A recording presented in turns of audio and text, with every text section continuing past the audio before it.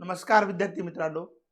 महाराष्ट्र लोकसेवा आयोगाकडे जेव्हा विद्यार्थ्यांनी तक्रार केली, स्क्रीनशॉट पाठवले, आयोगाने पुढे सांगितलं की आम्ही तपास पोलिसाकडे देतोय, सीआयडीकडे देतोय. आता सीआयडी गेले 15 दिवस झाले तपास करते, पण अजून कोणताही रिपोर्ट किंवा कोणतीही माहिती त्यांच्याकडून डिक्लेअर झालेली नाहीये.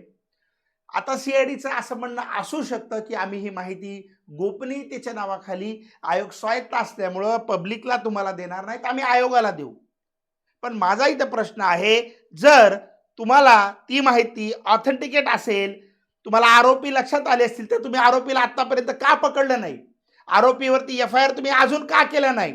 आरोपी जर बाहेर पळाले असतील, तर देश सोडून गेले असतील, तर अजून एवढं कसं काय सगळं वातावरण तुम्ही शांत केलं? ऍक्शन आपली का नाहीये? दुसरा प्रश्न, जर तुम्ही आयोगाला दिलं, तर आयोग आम्हाला पुढे 2 शक्यता सांगू शकतं. जसं की आता सीआयडीचं म्हणणं आहे की आम्ही आयोगाकडे अहवाल दिला. ठीक आहे, आयोगाकडे जर आपण अहवाल दिला तर ठीक आहे, आयोग आम्हाला सांगेल, पण कधी सांगेल? लवकर आयोगानं सांगावं. आयोग 2 शक्यता सांगेल. माझा आयोगाला आम्ही मेल पण केला आहे आयोगाला या संदर्भामध्ये. ठीक आहे, आयोगाला मेल असा केला आहे की आयोग काय म्हणेल? 2 शक्यता सांगेल आपल्याला आयोग. एक सांगेल की हे सगळं खोटं आहे आणि एक सांगेल की हे खरं आहे. ह्या दोन्ही शक्यता असू शकतात. जर तुमचं म्हणणं खोटं आहे, तर आम्हाला मेटाडेटा द्या, सीआयडीचा अहवाल. सीआयडीने जो तुम्हाला अहवाल दिलाय ती अहवालाची प्रत द्या, मेटाडेटा सगळा द्या, व्हॉट्सअपचे चॅट द्या, सीडीआर द्या. तुम्ही चेन तपासली आहे का? कुणाकडून कोणाकडे आलं, कुणाकडून कुणाकडे आलं, ही चेन तपासली आहे का विथ व्हेरिफिकेशन. ओके. नंतर आम्हाला 65B इंडियन एव्हिडन्स ऍक्टच्या खाली 65B सर्टिफिकेशन. ओके. स्क्रीनशॉटचं व्हॅलिड सर्टिफिकेशन ते द्या. फॉरेन्सिक अहवाल द्या. ओके, फॉरेन्सिक अहवाल द्या चॅटचा, म्हणजे आम्हाला लक्षात येईल. लोकेशन ट्रेस केले आहेत का त्याचा अहवाल द्या. ओके. कोणत्या फॉरेन्सिक लॅबमधून तपासणी केली आहे त्या लॅबचं नाव, त्या लॅबचं लोकेशन द्या. जर खोटा असेल तर ही सगळी माहिती द्या आम्हाला लगेच. ठीक आहे, नुसतं एका शब्दावरती चालणार नाही. दुसरी गोष्ट काय असेल, तुमचं जर खरं असेल आणि तुम्ही जर म्हणत असाल की 1-2 जणांचं आहेत, आता त्याला आम्ही बाजूला काढू. किती जणांची चेन तपासली तुम्ही? कुठपर्यंत तपासली? ह्याचा आका कोण आहे? कोण आहे शेवटचा जिथून जिथून पेपर हे प्रश्न बाहेर आले? ओके. तुम्ही विद्यार्थ्या जो आहे स्क्रीनशॉट व्हायरल झालेला, ओके, त्यानं कोणाकडून घेतला, त्याला कोणी दिला? ओके, चेन कुठपर्यंत आहे, ओरिजिन काय आहे, गुन्ह्याची ओरिजिन काय आहे ती तपासली आहे का? ठीक आहे, ते जाहीर करा लवकरात लवकर. किती लोकांचे सीडीआर तपासलेत?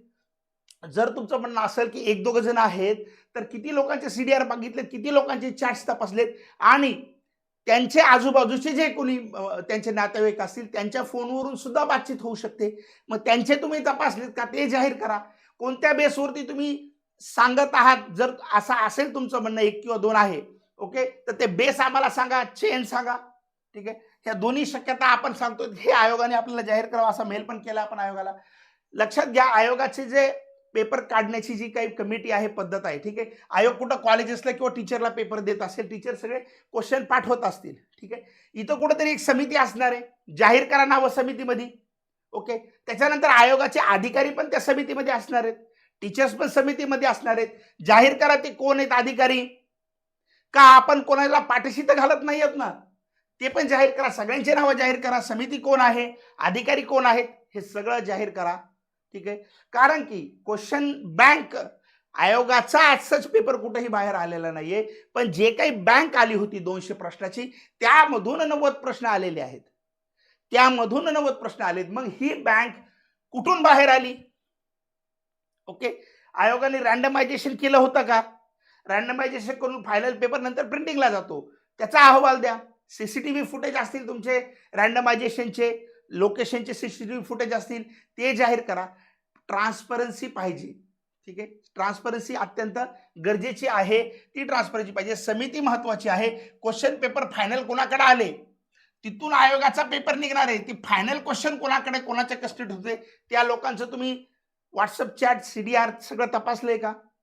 ओरिजिन जर तो आपल्याला बघायचं असेल तर ते तपासणं अत्यंत गरजेचं आहे. माननीय आयोग आणि माननीय मुख्यमंत्री श्री देवेंद्र फडणवीस साहेब कुणालाही पाठीशी घालणार नाहीयेत. आपला सगळा विश्वास त्यांच्यावरती आहे. लवकरच ते आपल्याला चांगली बातमी देतील. आरोपींना शिक्षा होईल, 100% आरोपीला शिक्षा होईल आणि योग्य ते निर्णय ती घेतील अशी आशा आहे.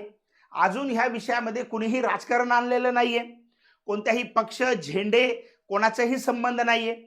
हा विद्यार्थ्यांचा वैयक्तिक विषय आहे. विद्यार्थी आपल्या विषयासाठी धडपड करत आहेत, अजून आणलेलं नाहीये. पण लवकरात लवकर जर नाही आलं तर विद्यार्थी संभ्रमात आहेत, विद्यार्थी अडचणीत आहेत, विद्यार्थी आंदोलन करू शकतात, रस्त्यावर येऊ शकतात, यात दुमत नाहीये. पण माननीय मुख्यमंत्री, माननीय आयोग, सीआयडीचे अधिकारी यांना आमची विनंती आहे की तुम्ही तात्काळ आरोपीला पकडा, त्यांच्यावर FIR करा आणि सगळं काही पब्लिक डोमेनमध्ये माहिती द्या. धन्यवाद. जय हिंद, जय महाराष्ट्र.